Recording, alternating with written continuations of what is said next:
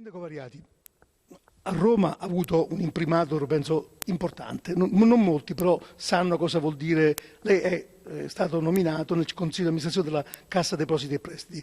Probabilmente io vorrei chiarire cos'è, poi lei ci entrerà e ci spiegherà un po' meglio.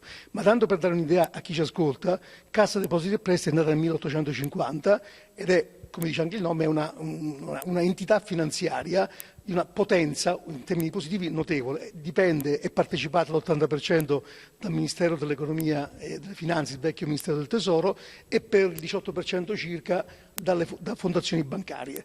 Per l'utente normale, per esempio, è l'entità che amministra tutti i risparmi postali. Quindi per dare un'idea di cosa significa. In questi giorni chi legge i giornali si sta occupando di problemi di salvataggi bancari, avrà letto che intorno alla volontà del governo, che usa come strumento la Cassa Depositi e Prestiti, si sta coagulando un fondo, il Fondo Atlante, che andrà a mettere soldi per partecipare agli aumenti di capitale delle banche che ne hanno bisogno, Popolare di Vicenza e Mediobanca in primis proprio temporalmente, e anche per acquistare le famose sofferenze. Quindi diciamo che è un'entità che pesa moltissimo. Ultima sintesi che faccio perché ci ascolta lei già, anche se da poco, ma pensiamo, ecco, Cassa Depositi e Prestiti è l'azionista principale di Enel, di Snam e di Terna. Questo è un po' il quadro. Lei è uno dei 13 membri del Consiglio di amministrazione, risponde il Consiglio direttamente a Padoan, è l'uomo più potente di Vicenza? No, per carità. No, per spiegare No. che non siamo di fronte a un ente semplice. Siccome io sono stato nominato dai presidenti delle aree vaste, così si chiamano oggi le province d'Italia, ad essere un riferimento, un punto di sintesi dell'UPI, si chiama Unione delle Province Italiane, è consuetudine che un rappresentante degli enti territoriali, quindi i comuni attraverso il presidente dell'ANCI, che è il sindaco di Torino Piero Fassino, le province, che sono io, e il Consiglio delle Regioni, attraverso l'assessore Garavaglia della Lombardia, siedano comunque nel Consiglio di amministrazione per portare le istanze, le voci, i bisogni, ma anche le informazioni del territorio e al territorio. Questa è la mia funzione.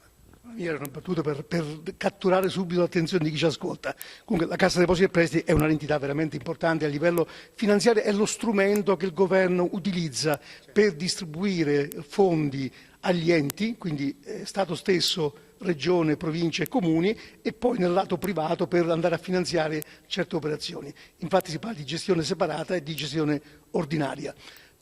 Torniamo sull'argomento, sicuramente lei porterà le voci dei vari territori, non soltanto di Vicenza, ma comunque sindaco di Vicenza, presidente di Vicenza, e non è entrato sicuramente nelle ultime decisioni, però quelle che fanno costituire appunto un fondo Atlante che andrà a contribuire al salvataggio di varie banche, oppure alla ripartenza di alcune banche, tra cui anche Banco Popolare, quindi non soltanto Vicenza e Veneto Banca.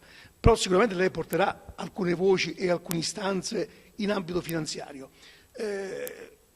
Lei porta il territorio, Renzi ha battagliato per cambiare la struttura della Cassa Depositi e Prestiti e nel 2015 sta assumendo una nuova direzione con Costamagna, manager in pregilo, quindi in pregilo che viene dal privato, per gestire questo strumento in maniera che è una sorta di IRI finanziaria. Cosa porterà lei? Dunque, innanzitutto Cassa Depositi e Prestiti è una grande realtà finanziaria del Paese, gestisce il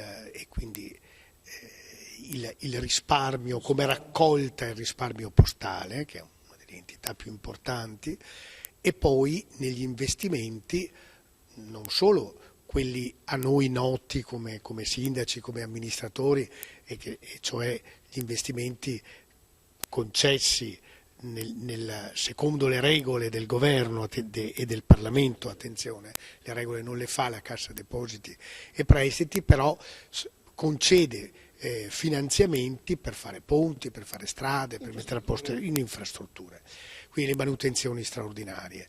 Non solo, ma ci sono dei fondi, peraltro probabilmente di cui non conoscevo neanch'io l'esistenza, molto importanti sulla ristrutturazione del sistema residenziale del nostro Paese, sui fondi per l'ambiente, sui fondi per gli obiettivi internazionali alla difesa, nella lotta all'inquinamento.